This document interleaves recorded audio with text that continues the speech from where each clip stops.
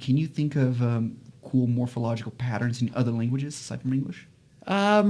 Yeah, I'm not quite sure how to just describe morphological patterns. There are some. Mm-hmm.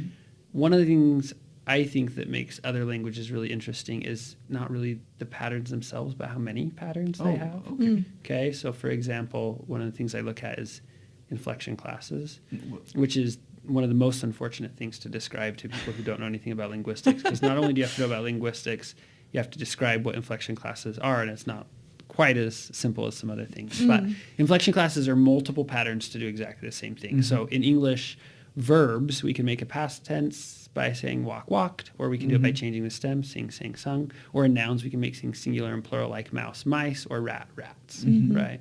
So those are multiple patterns to do exactly the same thing. And in English, both for our verbs and our nouns, we basically have one normal pattern and a bunch of kind of weird ones, irregular ones. But in a lot of languages, there's multiple patterns, and they're all completely normal.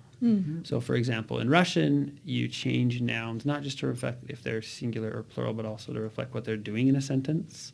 We call this case, and there's 6 cases in Russian and 2 numbers, so you have 12 possible forms of a noun, which seems like a lot to us as English speakers.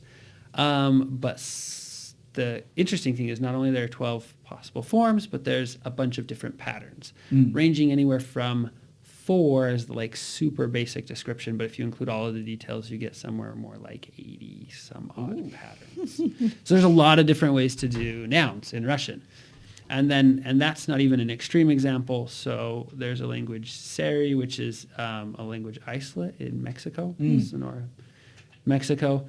And for their verbs, they have 252 different patterns for changing verbs. Exactly, right? So that's one of the interesting things is how could you possibly track all of those different patterns and know that if you hear a verb in one form, you have to figure out what pattern it is to use it in any other forms.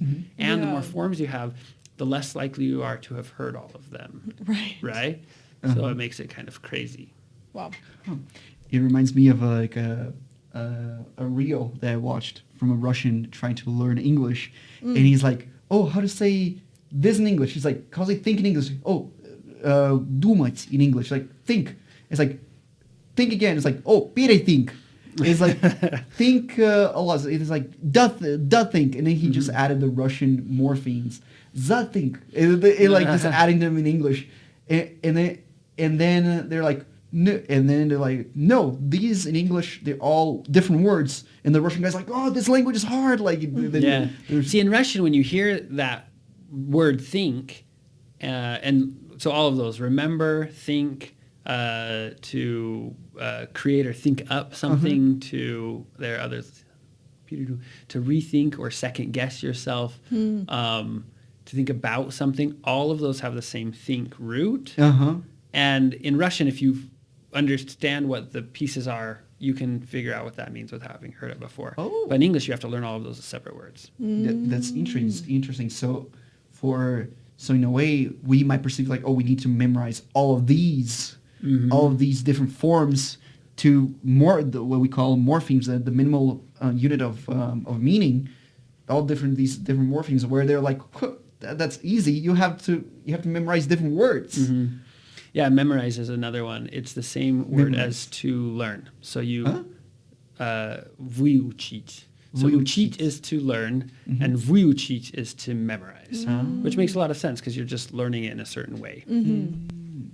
But in English, you have to memorize 2 separate, totally different words: learn and memorize. Oh, interesting. That's fascinating.